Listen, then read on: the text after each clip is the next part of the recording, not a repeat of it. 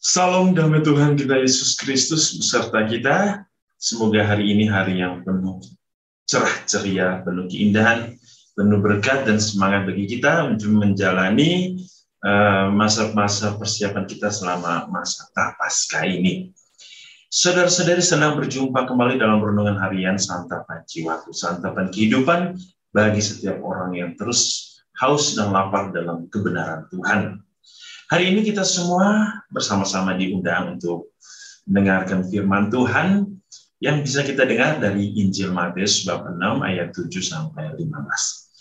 Saya mengundang kita semua untuk mendengarkan firman Tuhan. Inilah Injil suci menurut Matius. Lagi pula dalam doamu itu janganlah kamu bertele-tele seperti kebiasaan orang yang tidak mengenal Allah. Mereka menyangka bahwa karena banyaknya kata-kata doanya akan dikabulkan.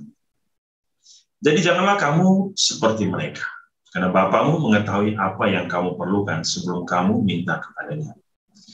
Karena itu berdoalah demikian, Bapa kami yang di surga, dikuduskanlah namamu, datanglah kerajaanmu, jadilah kehendakmu di bumi seperti di surga. Berilah kami pada hari ini makanan kami yang secukupnya, dan ampunilah kami akan kesalahan kami, seperti kami juga mengampuni orang yang bersalah kami. Dan janganlah membawa kami ke dalam pencobaan, tetapi lepaskanlah kami daripada yang jahat. Karena Engkaulah yang mempunyai kerajaan dan kuasa dan kemuliaan sampai selama-lamanya. Amin.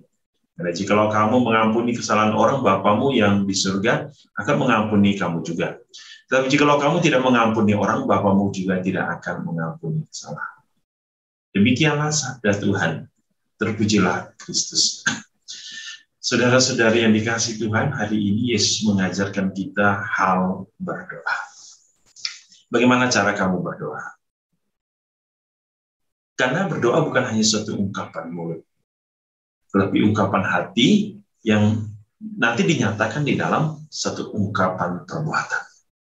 Itulah doa. Seperti ketika kita berdoa kepada Bapa, kita mohon segala sesuatu yang kita inginkan. Tetapi doa kita tidak berasal dari hati kita.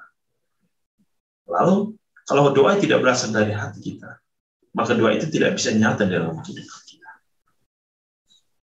Contoh, kita berdoa, mohon pengampunan, mohon belas kasih Allah, mohon cinta Allah. Tetapi di satu sisi, saat itu kita sedang bermusuh dengan seseorang. Kita sedang membenci seseorang, kita mendendam seseorang. Doa kita sia-sia. Kenapa? Doa yang tidak berasal dari hati adalah doa hanya merupakan ungkapan mulut semata. Atau dengan bahasa lain, omong kosong. Tong kosong nyari bunyinya. Seperti Yesus mengatakan kepada kita tentang doa hari ini. Dan doa ini menjadi doa yang sangat populer. Menjadi doa Bapa kami. Dan di akhir Yesus mengatakan, jikalau kamu mengampuni kesalahan orang, Bapamu yang di surga akan mengampuni. Jikalau kamu tidak mengampuni, Bapamu juga tidak akan mengampuni kesalahanmu. Ini adalah satu konsekuensi, adalah satu hubungan timbal balik antara apa yang kita mohon kepada Bapa dan apa yang harus kita lakukan kepada saudara dan saudari kita. Banyak orang yang datang mengaku dosa, tetapi ia masih mendendam. Ia memohon, ia meminta, ia mencari pengampunan dari Bapa, tapi ia sendiri tidak bisa mengampuni. Ini yang doa bertele-tele. Doa yang tidak berasal dari suatu pemikiran yang matang, dari kehendak hati yang tulus, dan dari suatu pernyataan kehidupan yang nyata. Doa yang benar adalah doa yang tidak bertele-tele, doa yang muncul dari ketulusan hati, pikiran, jiwa, mulut, dan perbuatan manusia. Itu sesungguhnya. Jangan sampai kita ingin berdoa, tetapi hanya satu ungkapan mulut, ungkapan kata-kata. Jadi doa adalah suatu pernyataan kepercayaan kepada kekuasaan ilahi Allah.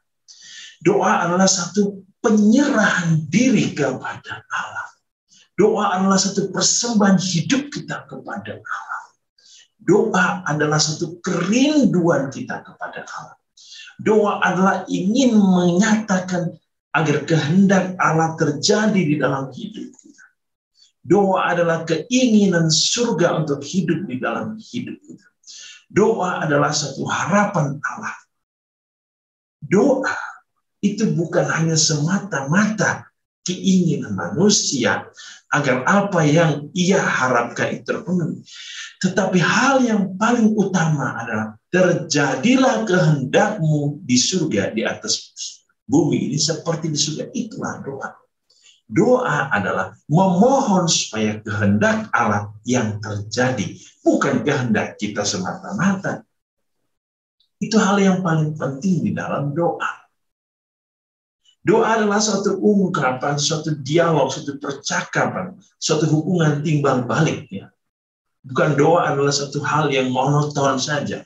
Kita berbicara, tetapi kita tidak bisa mau mendengarkan suara Allah. Kita menginginkan Allah untuk melakukannya, tetapi kita tidak membiarkan Allah untuk melakukan. Kenapa? Kita terlalu monopoli akan waktu, monopoli akan kata-kata, dan kita sendiri tidak pernah mau mendengarkan apa yang mau Tuhan sampaikan, apa yang menjadi rencana Allah dalam hidup. Padahal doa Bapa kami sangat jelas bahwa Allah menghendaki Dialah yang pertama-tama dimuliakan, dikuduskan. Yang kedua, kehendak Allah itulah yang terjadi di dalam hidup kita, bukan kehendak kita. Ingat, datanglah kerajaan. Artinya kita membiarkan Allah yang bekerja. Kehendak Allah, hidup Allah, cara Allah, metode Allah, semuanya. Saudara-saudari, itulah doa yang baik. Tuhan Yesus memberkati kita dengan berkat-Nya yang baik. Dalam nama Bapa dan Putra dan Roh Kudus. Amin.